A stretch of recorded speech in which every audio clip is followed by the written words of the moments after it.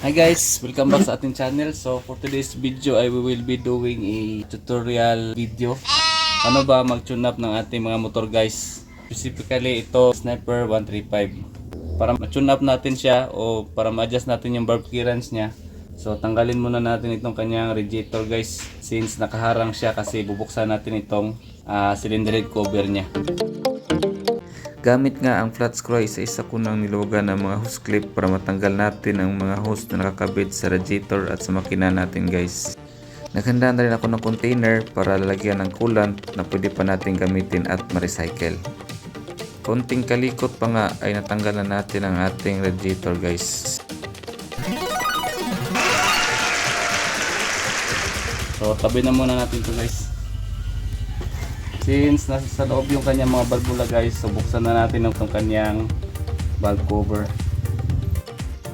Gamit nga ang 18mm na tools at socket guys ay isa-isa ko nang tinanggal ang mga accessories at bolts para mabuksan na natin ang ating cylinder head cover.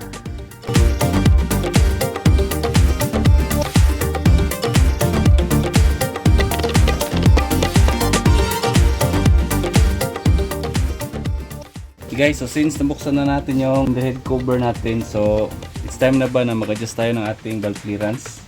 Di pa guys, kasi ang isang 4-stroke engine ay mayroong 4 na stroke para makumpleto yung kanyang working cycle. So kailangan muna, bago tayo mag-adjust ay ilagay muna natin yung makina natin sa power stroke. So ang 4 nga pala na stroke niya ay intake o yung suction stroke, compression stroke, power stroke, at saka exhaust stroke o yung pagpapalabas ng kanyang exhaust gases. So kailangan muna natin siyang ilagay sa power stroke. So ikutin muna natin yung makina. Sa method ay mayroon namang timing mark doon sa ating flywheel guys, para malagay natin siya sa power stroke. So ikutin muna natin yung makina natin guys.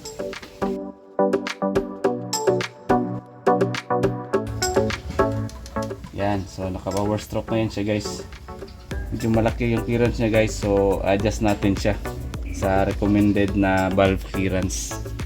So kukuha muna ako ng filler gauge. So ito yung filler gauge guys. So ito yung gagamitin natin para mag-adjust tayo ng kanyang valve clearance. So i-insert mo ito doon sa in between sa kanyang rocker arm at saka doon sa kanyang intake or exhaust valve. Gamit ang 18mm na tools ay niluwagan ko na ang lock nut doon sa kanyang adjusting screw. Pagkatapos ay in-insert ko na ang filler gauge base sa aking desired o recommended na valve clearance. Pagkatapos kong i-adjust ang adjusting screw ay hinigpitan ko na ang kanyang lock nut. Take note guys na kapag hinila mo na ang filler gauge ay dapat mayroong siyang hold na kaunti o para magnetic effect. Same step should be repeated sa lahat ng intake and exhaust valve. Kada motor ay may recommended na intake and exhaust valve clearance. Kaya importanteng matingnan natin ito doon sa kanyang manufacturer's manual. Guys, so tapos na natin siyang i-adjust.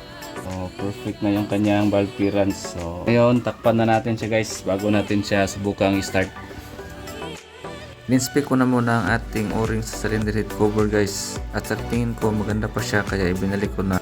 Dapat pantay ang torque ng mga bolt sa part na ito guys. Kaya it is recommended na gumamit tayo ng torque wrench para maiwasan ang posibilidad na mag-leak ito in the future. Kung wala namang torque wrench guys ay pwede rin naman basta't kabisado nyo na ang torque specification ng bawat bolt. Okay guys, so since tapos na natin takpan yung cylinder head natin, nakabit na natin yung cylinder head cover. So ngayon, ibalik na natin itong kanyang radiator assembly. At isa-isa na nga natin binalik yung mga hose base doon sa kanyang position guys. At huwag rin natin kalimutan yung kanyang wire socket papunta doon sa kanyang radiator. Kung nagustuhan nyo nga pala ang video ito at may natutunan kayo guys, please click like and subscribe at saka click nyo na rin ang notification bell para updated kayo sa mga video i-upload natin. Lagyan muna natin ng coolant guys bago natin siya pandarin.